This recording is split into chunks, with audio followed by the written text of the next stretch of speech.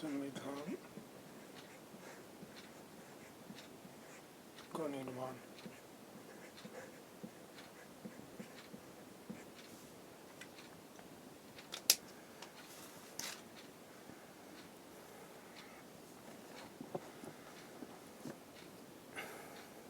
उन्नीस सौ उनचालीस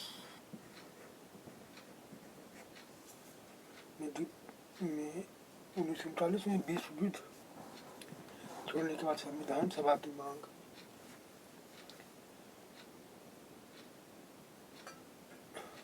14 सितंबर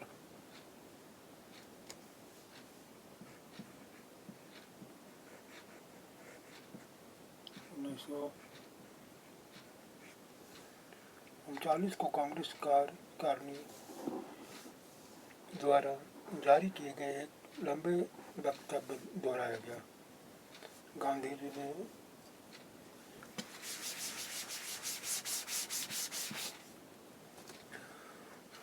19 नवंबर 1939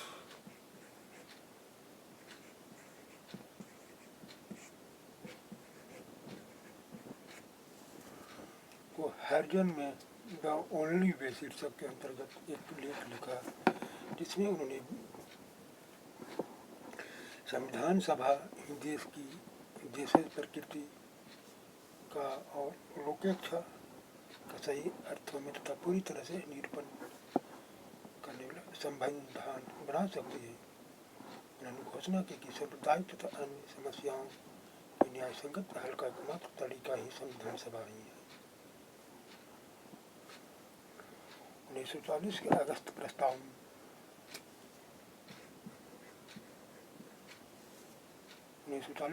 प्रस्ताव में ब्रिटिश सरकार ने संविधान सभा की मांग को पहली बार आधिकारिक रूप से स्वीकार किया, भले ही स्वीकृति अप्रत्यक्ष तथा महत्वपूर्ण शर्तों के साथ थी। क्रिप्स प्रस्तावक के द्वारा अगस्त प्रस्ताव में उल्लेखनीय सुधार किए गए। इन प्रस्तावों के अनुसार नए संविधान के निर्माण का काम अब पूर्णतः न कि प्राथमिक रूप से भारतीय हाथों से होना था, और ब्रिटिश सरकार ने स्पष्ट वचन दिया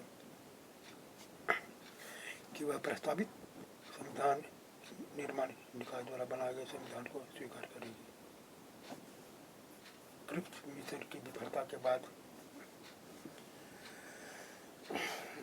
मई 1945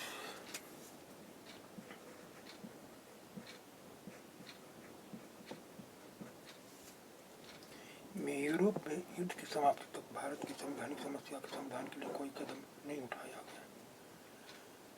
जुलाई 1945 में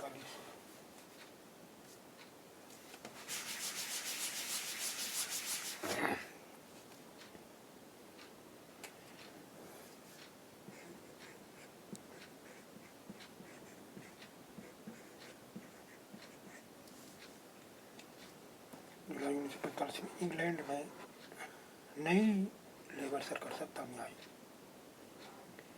तब 19 सितंबर 1945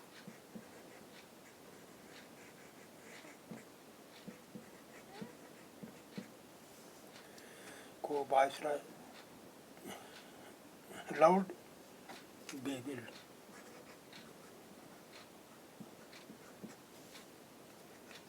बेवल ने भारत के संबंध में सरकार की नीति की घोषणा की तथा यथाशीघ्र संविधान निर्माण निकाय का गठन करने के लिए महामहिम की सरकार के इरादे की पुष्टि की। कैबिनेट मिशन ने अनुभव किया कि संविधान निर्माण निकाय का गठन करने की सर्वाधिक संतोषजनक विधि यह होती कि उसका गठन वयस्क मताधिकार के आधार पर चुनाव के द्वारा किया जाता, किंतु ऐसा करने पर नए संविधान के निर्माण अवांछनीय विलंब हो जाता। इसलिए एकमात्र व्यवहार तरीका यही था कि हाल में निर्वाचित प्रांतीय विधानसभा का उपयोग निर्वाचक निकायों के रूप में किया जाए। तत्कालीन परिस्थिति में मिशन से सर्वाधिक न्यायोचित तथा व्यवहार योजना बताया और सिफारिश की कि संविधान निर्माण निकाय में प्रांतों का प्रतिनिधित्व जनसंख्या के आधार पर हो। मोटे तौर पर 10 लाख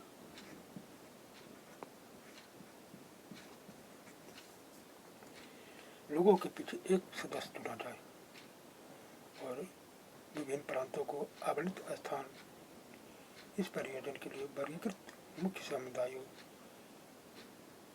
यथा सिखों, मुसलमानों और सामान्य लोगों में सिखों तथा मुसलमानों को छोड़कर उनकी जनसंख्या के आधार पर विभाजित कर दिया जाए।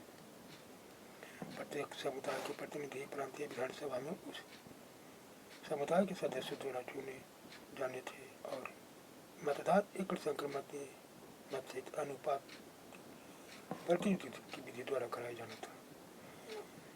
भारतीय रियासतों के लिए आवंटित सदस्यों की संख्या भी जनसंख्या के आधार पर निर्धारित की जानी थी, जो ब्रिटिश भारत के लिए अपनाया गया था, किंतु उनके चयन की विधि बाद में परामर्श द्वारा तय की जानी थी।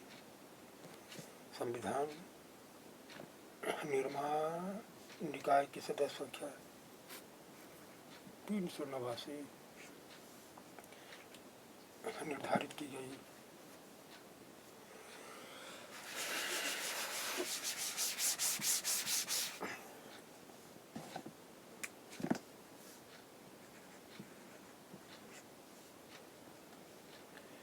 जिसमें से 292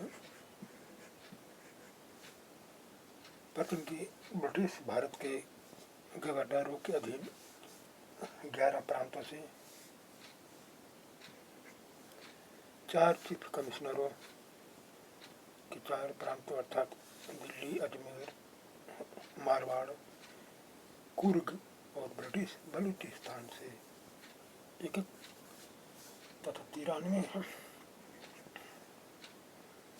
प्रतिनिधि भारतीय रियासतों से लिए जाने थे।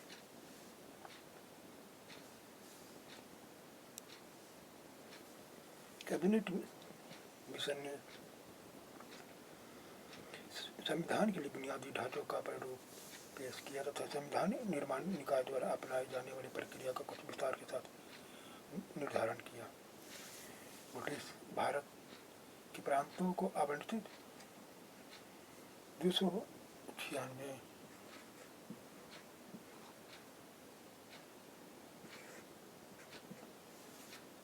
292 प्लस 4 स्थानों के लिए चुनाव जुलाई-अगस्त 1946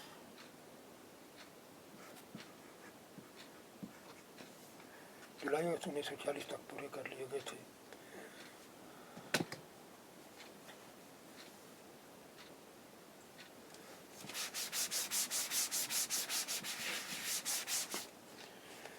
कांग्रेस को 208